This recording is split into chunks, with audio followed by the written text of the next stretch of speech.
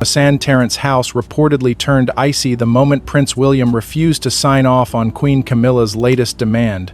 Courtiers described a silence so sharp it unsettled even veteran palace aides.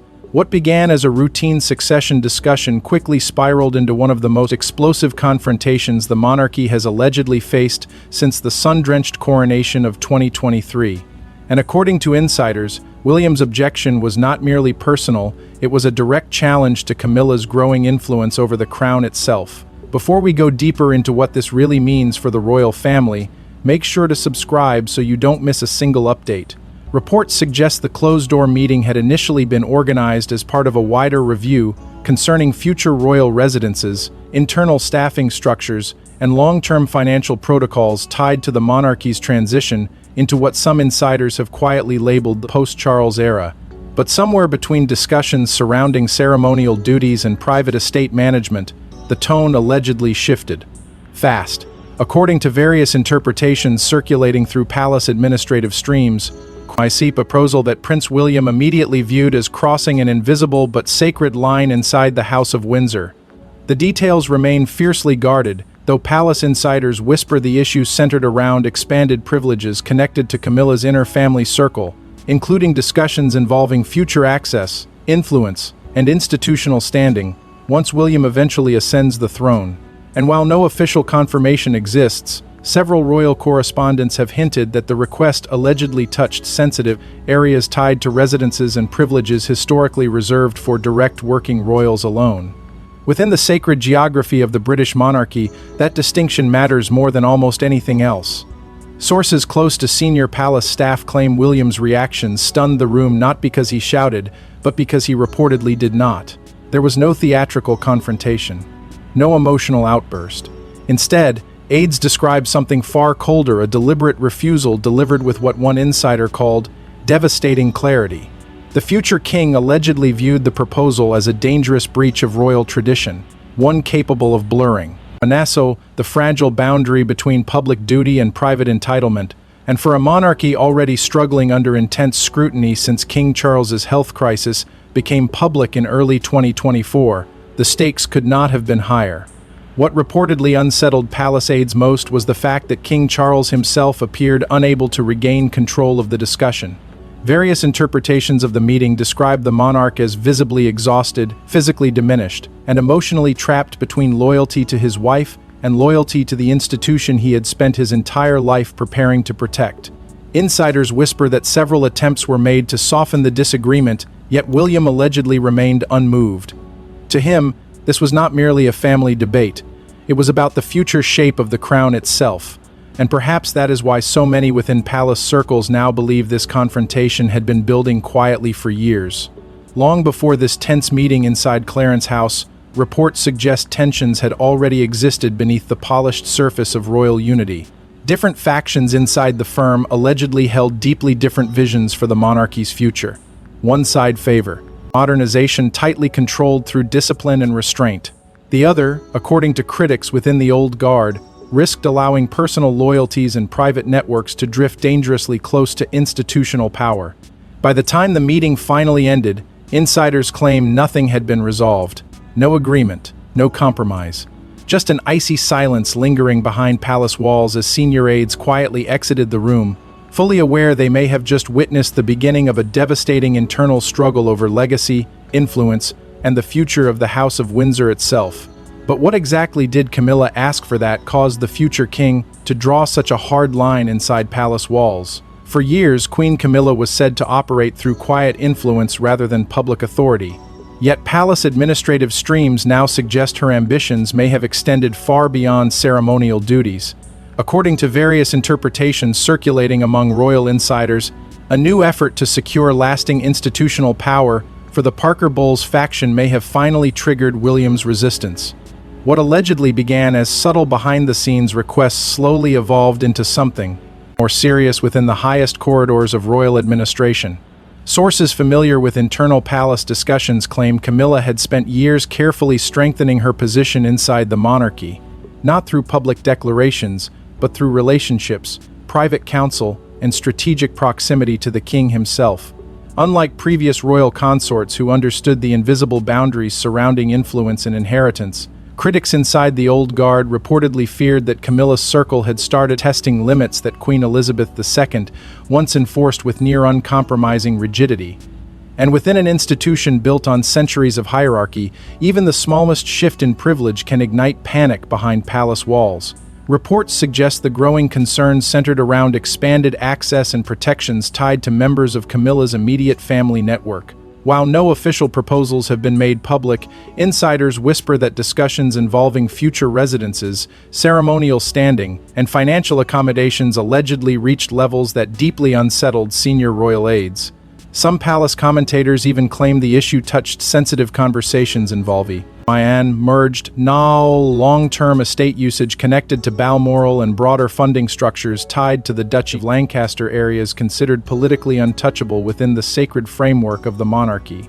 That alone reportedly sent alarm bells echoing through royal administrative circles. To outside observers, the issue may appear minor, but inside the firm, legacy is everything. Properties like Balmoral are not merely residences. They are symbols of continuity, sacrifice, and national identity stretching back generations. The duchy structures themselves represent carefully protected mechanisms designed to preserve the monarchy's independence from political chaos and private opportunism. And according to those familiar with Prince William's increasingly disciplined approach to royal duty, any attempt to blur those boundaries was always destined to provoke resistance. That resistance, insiders claim, became impossible to contain during the now infamous palace meeting. William reportedly viewed the monarchy not as a family business to be expanded through personal loyalties, but as what one palace source described as a sacred trust held on behalf of the nation. It was a philosophy heavily shaped by Queen Elizabeth II herself, whose reign was built on strict institutional separation between public service and private benefit. Several longtime staff members allegedly began drawing quiet comparisons between the late Queen's uncompromising rules and the more flexible atmosphere that emerged following Charles and Camilla's rise to the throne. And those comparisons reportedly cut deep, because while Charles was often viewed as emotionally driven and conflict-averse, Elizabeth II governed through structure, distance, and discipline. She understood that public confidence in the crown depended not on popularity, but on restraint. Palace insiders now whisper that William inherited far more of that philosophy than many initially realized. Behind his calm public image, aides allegedly describe a future monarch increasingly determined to tighten royal operations and restore stricter institutional boundaries before public trust erodes any further. That growing determination reportedly sent waves of anxiety through palace staff already struggling with mounting internal tensions. Different factions within the monarchy allegedly began interpreting the confrontation in radically different ways. Some believed Camilla was simply attempting to protect those closest to her as Charles's health concerns intensified. Others feared something far more destabilizing, the slow emergence of competing power centers inside the House of Windsor itself. And as whispers spread through private offices, royal residences, and administrative corridors, one unsettling realization allegedly began taking hold among senior aides. This was no longer just a disagreement about privileges. It was becoming a battle over the future identity of the monarchy. However, the true shock came when William reportedly invoked a royal principle rarely spoken aloud in modern palace politics. Sources close to Kensington Palace claim Prince William's objection was delivered with chilling precision, no raised voice, no dramatic exit. Just a calm but devastating refusal that reportedly froze the room. In that moment, insiders whisper the heir to the throne made one thing unmistakably clear: the crown would not become negotiable. According to various interpretations of the confrontation now circulating through palace circles, the atmosphere changed instantly after William allegedly rejected the proposal unabashed, utterly during private discussions with senior royal aides present. Those familiar with the exchange claim the refusal came so directly, so unmistakably, that even longtime courtiers reportedly struggled to hide their shock. Because within modern royal politics, disagreements are usually softened behind layers of diplomacy, silence, and carefully managed ambiguity. But this time, insiders whisper there was none of that. William allegedly delivered his position with cold certainty, leaving little room for reinterpretation. What made the moment especially explosive was not only the refusal itself, but the principle behind it. Sources close to Kensington Palace claim William repeatedly emphasized what he allegedly described as the need to preserve institutional integrity inside the monarchy at all costs. That phrase, according to royal commentators, carried enormous weight behind palace walls. It was not merely criticism, it was a warning. A declaration that the future king believed certain boundaries could not be crossed without damaging the crown itself. And for some within Camilla's circle, the message reportedly landed like a direct political strike. Palace insiders now whisper. When Princess Anne emerged, that several senior courtiers immediately interpreted William's stance as an unmistakable signal to those attempting to expand influence around the king. The monarchy, in William's reported view, could not survive if private loyalties began reshaping institutional decisions traditionally governed by precedent, restraint, and duty. Sources suggest he feared that allowing even small exceptions would gradually weaken the fragile public trust the royal family had spent generations protecting. In many ways, aides claim, William's position reflected something far deeper than frustration. It reflected fear. Fear that the monarchy itself could drift into dangerous territory during one of the most unstable periods of modern royal history. And according to insiders, William was not standing alone. Though Princess Catherine reportedly remained far from the center of the public confrontation, palace whispers suggest she quietly supported her husband's position throughout the escalating internal dispute. Sources familiar with Kensington Palace dynamics claim Catherine viewed the monarchy through the same disciplined lens as William I, shaped by service, sacrifice, and stability rather than but personal advantage. Some insiders even suggest her influence helped reinforce William's resolve during moments when pressure inside the palace intensified. Together, they allegedly presented a united front that deeply unsettled certain royal factions expecting compromise. It was around this stage that comparisons to Princess Anne reportedly began spreading more openly among palace staff. Anne, long regarded as the monarchy's iron-willed enforcer, built her reputation on brutal discipline and unwavering loyalty to institutional order. Now, according to royal commentators, many insiders suddenly recognized similar traits emerging in William himself: the calm demeanor, the refusal to bend under emotional pressure, the willingness to prioritize the firm before family. For years, critics underestimated William, viewing him as cautious, even passive at times. But inside palace corridors, that perception allegedly changed dramatically after this meeting. Several royal correspondents have since described the confrontation as the heir stepping into command, not publicly, not symbolically, but internally, where real power inside the monarchy is often exercised through silence, access, and control rather than spectacle.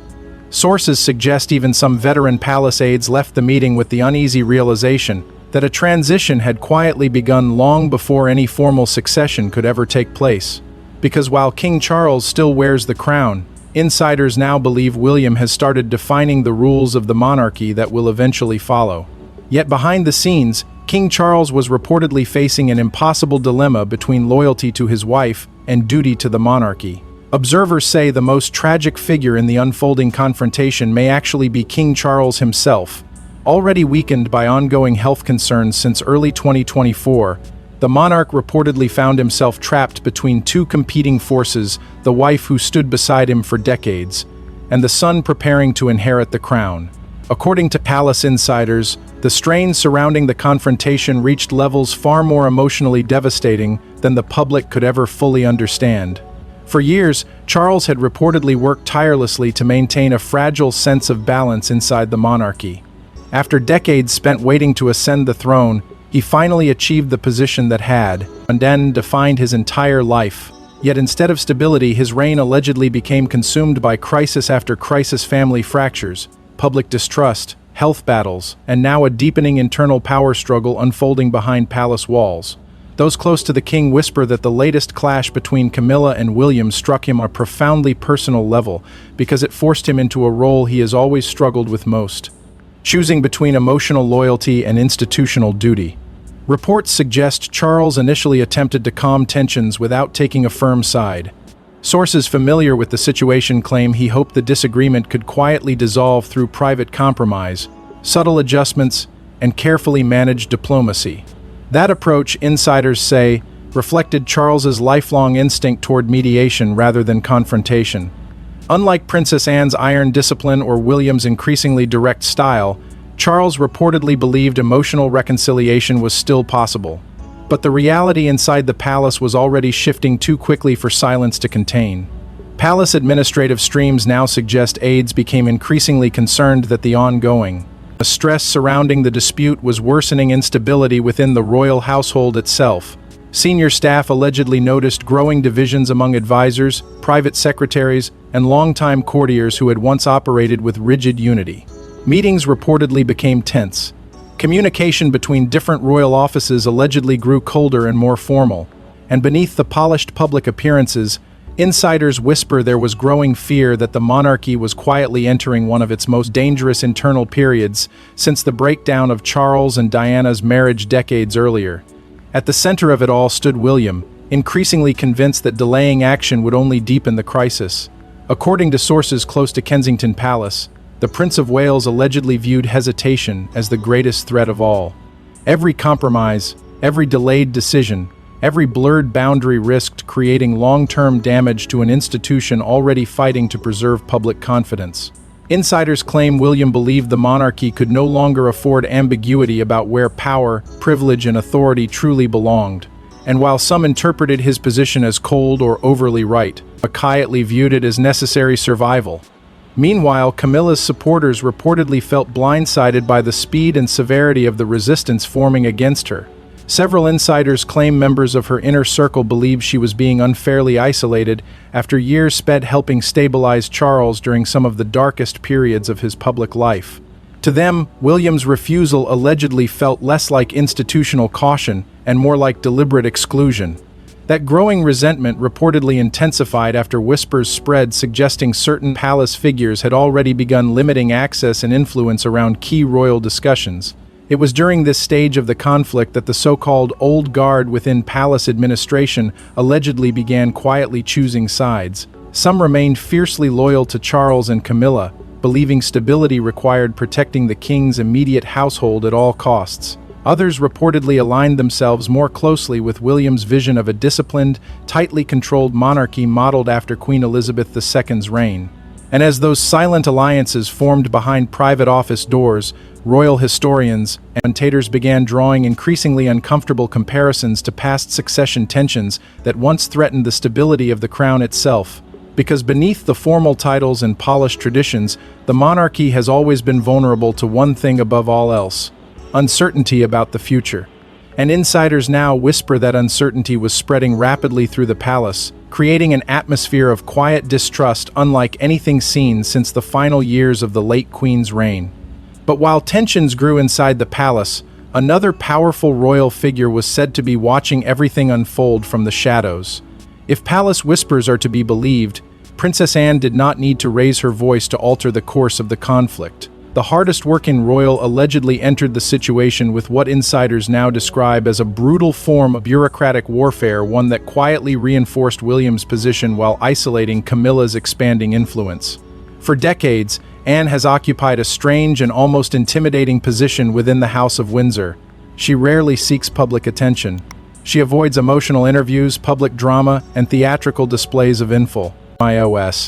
Yet behind palace walls, royal insiders have long viewed her as one of the most formidable forces inside the monarchy, not because of charisma, but because of discipline. According to those familiar with the internal mechanics of royal administration, Anne understands the institution better than almost anyone alive. She understands where authority truly exists, how palace systems function, and most importantly, how control can be exercised without ever appearing confrontational. That reputation reportedly became critical the moment tensions between William and Camilla escalated beyond private disagreement. Sources close to palace administrative circles now suggest Anne quietly backed William almost immediately after the explosive Clarence House meeting. But unlike William's direct refusal, Anne's approach was allegedly far more surgical. Insiders whisper that no dramatic declarations were made. No public alignment was announced. Instead, palace structures themselves reportedly began shifting in subtle but unmistakable ways. Meetings became harder to arrange. Certain approvals slowed down. Internal reviews allegedly appeared where none had existed before, and according to royal commentators, that was no coincidence. It was around this time that insiders first began whispering about something informally labeled the Iron Protocol. Though never officially acknowledged, palace staff reportedly used the phrase to describe a tightening of internal procedures surrounding access, approvals, and administrative oversight tied to sensitive royal operations. According to various interpretations, Anne allegedly played a major role in reinforcing those mechanisms behind the scenes. The message, insiders claim, was simple but devastating. The monarchy's institutional core would be protected at all costs, even if it meant quietly freezing out expanding influence networks inside the palace itself. Reports suggest senior staff reshuffles soon followed the tense confrontation, further fueling speculation that a silent counteroffensive had already begun. Several longtime aides reportedly found their responsibilities altered or reduced, while newer figures viewed as closely aligned with William's vision allegedly gained greater visibility inside strategic discussions. Palace administrative streams also hint at reviews involving security clearances, access permissions, scions, and scheduling authority connected to sensitive royal properties and operational planning. Officially, none of these changes were linked to internal tensions, but according to insiders, the timing was impossible to ignore. For Anne, sources suggest the issue was never personal. It was institutional. Palace commentators have repeatedly described her as one of the fiercest protectors of Queen Elizabeth II's legacy, particularly the late monarch's belief that the crown survives only when discipline outweighs personal ambition. Anne reportedly inherited that philosophy completely. Unlike more modern royal figures who embraced emotional openness and public relatability, Anne remained deeply committed to the older model of monarchy, one built on hierarchy, restraint, sacrifice, and absolute clarity regarding duty. To many within the old guard, she represented continuity with the reign of Elizabeth II more than any other living royal. That is precisely why her alleged involvement sent such shockwaves through palace circles. William's resistance alone was significant, but Anne's quiet support transformed the conflict into something far more dangerous for Camilla's allies. Because NNE was not viewed as emotional or impulsive. She was viewed as strategic, calculated, ruthlessly loyal to the institution itself. And once palace insiders began sensing her influence behind the scenes, many reportedly concluded that the balance of power inside the monarchy was beginning to shift permanently. Royal commentators increasingly started referring to Anne as the guardian of the flame, the royal figure entrusted with preserving the monarchy's institutional soul during one of its most unstable modern chapters. And according to those watching events unfold behind closed doors, her silent intervention may have done more than merely support William. It may have fundamentally changed the outcome of the struggle before the public even realized a battle was taking place. And according to royal insiders, that silent counteroffensive may have triggered panic within Camilla's inner circle. Within days, reports of tension inside royal residences allegedly became impossible to suppress. Staff movements changed. Meetings were abruptly cancelled. Even seasoned royal correspondents began hinting that a devastating internal fracture was unfolding behind the monarchy's carefully controlled, Miao-led public image. At first, palace officials reportedly attempted to contain the growing unease through silence and routine public appearances. But according to insiders familiar with operations inside both Clarence House and Kensington Palace, the atmosphere behind closed doors had already become deeply strained. What once functioned as a carefully synchronized institution allegedly began splintering into isolated camps, operating with growing suspicion toward one another. Staff members who previously coordinated seamlessly between royal households reportedly found communication becoming colder, slower, and unusually formal. Emails were allegedly rewritten multiple times before being sent. Meetings once handled informally suddenly required layers of approval. And beneath the polished language of palace administration, insiders whisper that trust itself was beginning to collapse. Sources close to royal staff claim Camilla's allies felt increasingly marginalized as William's influence quietly expanded following the confrontation. According to various interpretations circulating through palace circles, individuals believed to be aligned with Camilla allegedly found themselves excluded. Sensitive planning conversations tied to future operations, ceremonial restructuring, and long-term royal logistics. Some insiders even described the shift as a form of institutional isolation not dramatic enough to provoke public scandal, but calculated enough to limit influence where it mattered most. Inside the monarchy, power is rarely seized loudly. It is redirected through access, proximity, and control over information. And according to palace administrative streams, those mechanisms were already changing rapidly. At the same time, reports suggest William's team began accelerating preparations tied to the monarchy's future transition strategy. While no formal succession process was publicly announced, insiders claim palace planners quietly intensified discussions surrounding long-term operational continuity in the event of further deterioration in King Charles's health. That alone reportedly sent waves of anxiety through royal households already struggling under enormous internal pressure. Because for many within the palace, the implications were unmistakable. William was no longer preparing for a distant future. He was preparing for a future that suddenly felt dangerous, mousely close. Royal journalists including Ingrid Seward and Robert Hardman began subtly referencing unusual shifts in tone surrounding palace operations, further fueling speculation that deeper tensions were unfolding behind the scenes. Though neither directly confirmed internal conflict, their commentary reportedly reflected growing awareness among royal observers that something significant had changed inside the institution. Longtime correspondents noted increasingly rigid public messaging, unexpected scheduling adjustments, and unusual levels of caution surrounding appearances involving senior royals. To seasoned royal watchers, these were not random anomalies. They were warning signs. Meanwhile, palace morale allegedly continued deteriorating as uncertainty spread throughout royal administrative offices. Staff members reportedly feared becoming caught between competing factions during one of the monarchy's most fragile periods in decades. Some insiders described an environment of constant tension, where every procedural change or canceled meeting triggered fresh rumors about power struggles unfolding behind closed doors.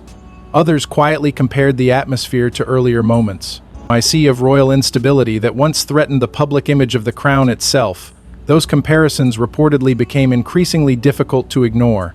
Historians and veteran palace commentators began drawing parallels to previous succession-era conflicts that exposed divisions within the royal family during moments of national uncertainty.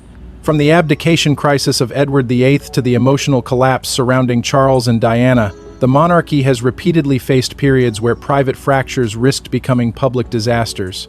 And according to insiders, many within the palace feared this latest confrontation carried similarly dangerous potential not because of scandal alone, but because it struck directly at the question of who would ultimately define the monarchy's future identity.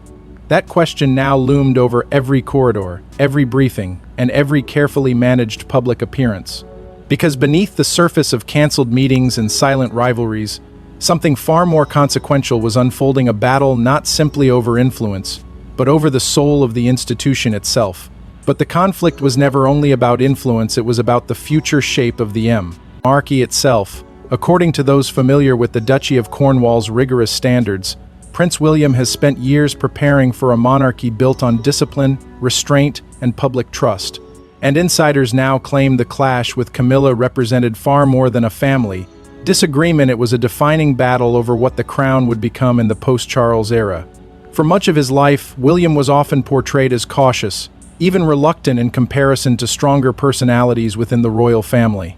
But according to palace insiders, that perception concealed something far more deliberate. While public attention focused on scandals, family feuds, and succession speculation, William was reportedly studying the institution itself, how it survives, how it collapses, and how public trust can disappear faster than any royal title can protect it.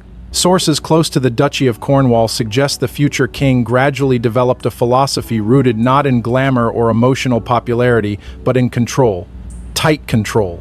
Because in William's reported view, the monarchy's survival in the modern era depends on convincing the public that the crown still understands sacrifice, discipline, and limits. That belief allegedly explains why the confrontation with Camilla became so explosive behind closed doors. According to various interpretations circulating among senior royal aides, William feared that any visible expansion of privilege tied to extended family networks could trigger public backlash at a moment when confidence in institutions across Britain already feels dangerously fragile. Palace insiders claim he viewed the monarchy as existing under permanent scrutiny, every residence, every title, every financial arrangement carrying symbolic weight far beyond private family dynamics. To William, reports suggest, Even the appearance of institutional favoritism represented a risk the crown could no longer afford. That philosophy reportedly shaped his vision for a smaller, more tightly controlled monarchy long before tensions with Camilla ever surfaced publicly. Sources close to Kensington Palace claim William has spent years quietly preparing for a streamlined royal structure centered around a narrow group of senior working royals bound by visible duty and accountability. In that model, access to influence is not inherited through personal closeness to the monarch, but earned through service to the institution itself. And according to insiders, that distinction became one of the defining fault lines inside the palace confrontation. At the center of William's long-term vision stands Catherine, whose role within the monarchy has allegedly become increasingly important behind the scenes. Royal commentators frequently describe the Princess of Wales as embodying the exact qualities William believes the institution must project moving forward: stability, restraint, humility, and emotional discipline under relentless public pressure. Unlike previous eras shaped by chaos and scandal, aides suggest William sees Catherine as proof that the monarchy can still inspire trust through consistency rather than spectacle. Together, insiders claim they represent a deliberate return to the quieter model of royal service associated with Queen Elizabeth II's reign. That comparison to the late Queen reportedly matters enormously to William. According to palace sources, Elizabeth II's approach to monarchy remains the blueprint guiding many of his decisions. She understood that the crown survives not because it adapts to every emotional current, but because it remains visibly larger than the individuals temporarily serving it. Duty before comfort, institution before personality, silence before self-interest. Those principles allegedly shaped William far more deeply than many royal observers initially realized. And during the confrontation with Camilla, insiders claim one phrase quietly resurfaced inside palace discussions with striking force: the firm before the family. For some royal aides, that phrase carried chilling implications, because it suggested William was prepared to make difficult, even painful decisions if he believed the institution required it. Sources familiar with palace operations claim the confrontation ultimately became viewed internally as far more than a disagreement about influence or access. It became a generational turning point, a moment when the future king allegedly signaled the monarchy under his reign would operate according to stricter boundaries than many had expected. And as those boundaries quietly began taking shape behind palace walls, even longtime courtiers reportedly sensed that the balance of power inside the House of Windsor was already shifting. Not dramatically, not publicly, but steadily, and act deliberately, and perhaps permanently. Now, as palace tensions continue behind closed doors, many believe the monarchy may already be entering a new era of power. In the end, insiders whisper the confrontation may be remembered not for the argument itself, but for what it revealed about the monarchy's future. Behind the velvet curtains, amid exhausted courtiers and silent corridors, a new balance of power reportedly emerged, one shaped less by sentiment and more by survival. For weeks, palace officials allegedly fought to contain the growing speculation surrounding the confrontation between Prince William and Queen Camilla. Publicly, the monarchy continued projecting calm continuity through carefully managed appearances, polished speeches, and the familiar rituals that have long protected the crown from instability. But behind closed doors, according to royal insiders, something fundamental had shifted. The old assumptions about influence, authority, and succession no longer appeared secure. And as private tensions hardened into institutional divisions, many inside the palace reportedly began realizing they were witnessing the quiet formation of a completely different royal era. The center of that transformation stood Prince William, increasingly viewed by both allies and critics as the stabilizing force guiding the monarchy through one of its most fragile modern chapters. According to those familiar with palace operations, William's response to the crisis fundamentally changed how senior courtiers perceived him. No longer merely the future king waiting patiently in the background, he allegedly emerged as a figure willing to enforce boundaries even when doing so risked painful internal conflict. That shift carried enormous consequences, because within the House of Windsor, real authority has never depended solely on titles. It depends on whether the institution itself believes someone can protect it during moments of vulnerability. And insiders now whisper that many inside the palace believe William already passed that test. Meanwhile, reports suggest Queen Camilla's influence began facing growing resistance from multiple layers of palace administration following the confrontation, not through dramatic public humiliation, but through something colder and more difficult to fight: institutional isolation. According to various interpretations circulating T.I.L. circles, the structures once quietly supporting Camilla's expanding role allegedly became far more guarded after William and Anne's intervention. Access reportedly narrowed. Informal influence weakened. Strategic conversations increasingly shifted toward figures more closely aligned with the future monarchy William hopes to build. To some insiders, the message became painfully clear. The center of gravity inside the royal family was moving, and in the middle of that transition remained King Charles, reportedly exhausted by the emotional and political weight surrounding the conflict. Sources close to palace aides claim the monarch spent much of the aftermath attempting to preserve some form of fragile peace between competing factions within his own family. Yet the reality confronting Charles was deeply painful. The institution he had waited a lifetime to lead was now evolving beyond his control, shaped increasingly by the priorities of the next generation rather than the compromises of the present one. Insiders whisper that this realization left the king emotionally torn between protecting his wife and accepting the hardening institutional direction William and Anne Bell, Masses, Eve necessary for survival. It was during this uncertain period that palace commentators reportedly began describing the growing alliance between Princess Anne and Prince William as a modern heirs accord. Though unofficial, the phrase captured the belief spreading quietly among senior royal observers that Anne had effectively become William's most important institutional ally. Together, insiders claim they represented a return to the older philosophy of monarchy championed by Queen Elizabeth II, one rooted in sacrifice, restraint, and the belief that the crown must always stand above personal ambition. That principle now appears to sit at the heart of the monarchy's internal transformation.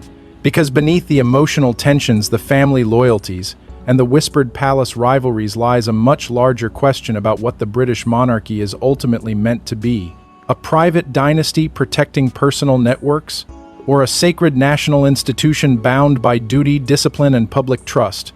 According to royal insiders, William's confrontation with Camilla forced that question into the open more directly than any internal conflict in years, and in doing so, it may have permanently redefined the monarchy's future path. Perhaps that is the real legacy of the confrontation. Not victory, not defeat, but clarity. A painful reminder that within the House of Windsor, survival has always demanded sacrifice. Personal comfort fades. Emotional loyalties fracture. But the institution endures because certain figures are ultimately willing to place duty above themselves, no matter how devastating the cost may become behind palace walls. Because within the sacred geography of the British monarchy, power may shift quietly, but legacy remembers everything. Thanks for watching. Please don't forget to like and subscribe, and we will see you in the next one.